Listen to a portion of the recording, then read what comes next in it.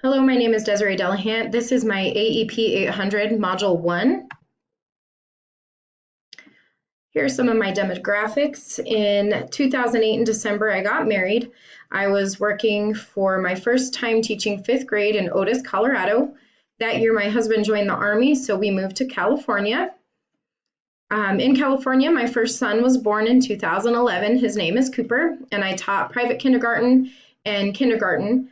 They're on post at Fort Irwin, California.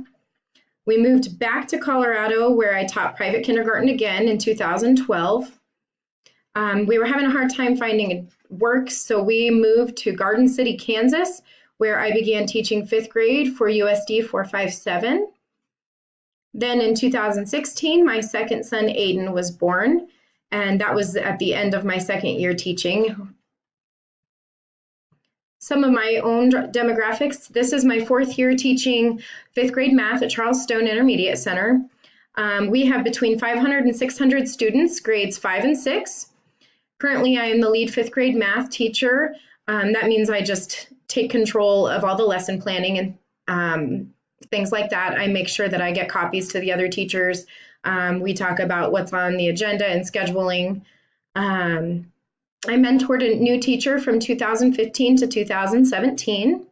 I acted as a part-time math coach for our building during the 16-17 school year, and I worked with 2 other teachers from my building doing that. We were just a little short-staffed that year, so I was in charge of getting all the copies made. I was in charge of working with all the other team teachers. I was in charge of doing observations. After that, I was paired with another teacher from another school building within our district, and we rewrote all the 5th grade math assessments for our district, and that was during the 2016-2017 year. This year, we rolled out all those assessments, and we are actually using them, so we're waiting for feedback and seeing if there's anything that needs to be changed. I taught Not Your Mama's Math to parents throughout the school district, and that was just something we did to help them understand some of the Common Core standards in our math curriculum. And then after that, we had such a high turnout that we also taught the same thing to the administrators throughout our district. Critical reflection on technology in the classroom. What is the impact, implication, and influence of innovative ideas and technological resources on instruction, achievement, and school improvement? Impact, I think that technology will help increase student engagement.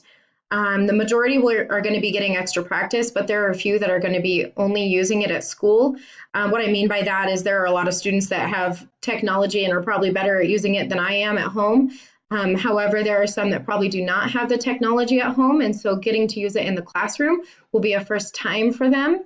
The implication kind of goes with my impact. It has become a huge part of everyday life for most people, so using it in the classroom is going to help prepare a lot of our students for their either furthering their education by going to college and having to use it then, or by joining the workforce, just because technology is used in everything anymore.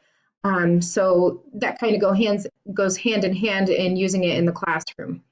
And then the last part was the influence. Hopefully with positive modeling, students will learn to use technology appropriately and in new and innovative ways. Just since I've started taking classes through FHSU, I have learned all kinds of programs and learned to do things that I had never known before. It could also help to limit the amount of paper we use in districts and lessen the workload for classroom teachers. That's something I have seen some of my fellow teachers do. Critique of my own use. Soon we're going to be becoming a one-to-one district. We have rolled out for all the high school and middle school. 6th grade is working on it this year. Next year, the 5th grade will get to use one-to-one iPads. So our school will be getting those hopefully by October next year. Right now, I use Smartboard in my room, and I use that for every single lesson. I don't use technology as much as I'd like to. One thing that we do use is Illuminate, and that's our data collection, and we use that to compare data with other schools and our own students. I actually went to a training for it in San Diego this year in February. And then some of the apps that I've messed with are the Nearpod, and I just did a training on that in Shobi. And hopefully I'll be able to use those when my students all get their iPads next year. Like I said, my current use, I use the smartboard during instruction. All teachers have iPads for work and PLCs. We also use Skyward in our district, and that's where our gradebook is. And we also use that for our own employee information. And we also use Illuminate this year. That's something new, and it has been really neat to see. Some of the non-use, I do not use it as much as I would like to with my students. There are a lot of things we cannot do during class because of our lack of tools. So hopefully that'll be changing next year. Some of the things that I propose we do are continue to participate in trainings. So like I said, I got to go to the Illuminate conference, and that was in San Diego, California.